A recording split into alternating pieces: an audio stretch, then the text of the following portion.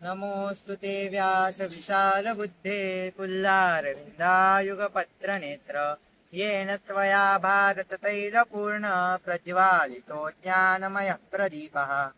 नमस्कार। आज व्यास पौर्णिमा आहे, म्हणजेच गुरुपौर्णिमा आहे। तर आजच्या या व्यास पौर्णिमेच्या दिवशी तुम्हाला वेदव्यासांची एक छोटी दंतकथा सांगायला मी इकडे आलो आहे। वेदव्यासांनी वेदांचं संरक्षण व्हावं आणि त्यांचं निरंतर अध्ययन आणि अध्यापन चालू राहावं म्हणून त्याचे 4 भाग केले, ते म्हणजे ऋग्वेद, यजुर्वेद, सामवेद आणि अथर्ववेद। तर यजुर्वेदामध्ये आपल्या दैनंदिन जीवन हे धर्ममय कसं करावं, यज्ञ यागादी कर्म कसे करावे आणि साधं कर्मकांड कसं करावं हे सांगितलं आहे। या यजुर्वेदाचे वेदव्यासांचे प्रमुख शिष्य म्हणजे वैशंपायन।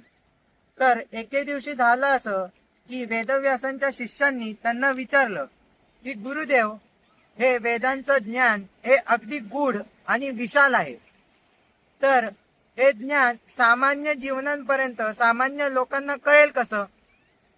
त्यावरती वेदव्यासजी म्हणाले की वेद हे फक्त पाठांतर करून कंठस्थ करण्याचीच गोष्ट नाही, तर आपल्या दैनंदिन जीवनात उतरवून आपलं दैनंदिन जीवन हे धर्ममय करण्याची गोष्ट आहे।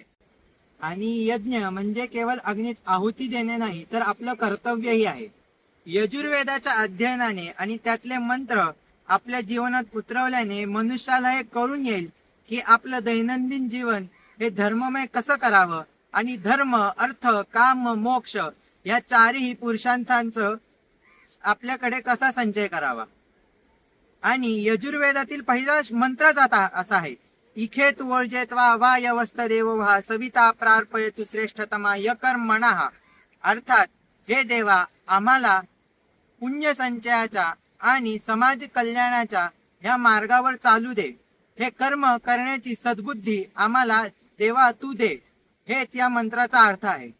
तर अशा हे यजुर्वेदाचा आपण सगळेजण अध्ययनही करूया आणि हे वेदांचे जे मंत्र आहेत हे आपल्या जीवनात उतरवून आपलं दैनंदिन जीवन हे धर्ममय करूया।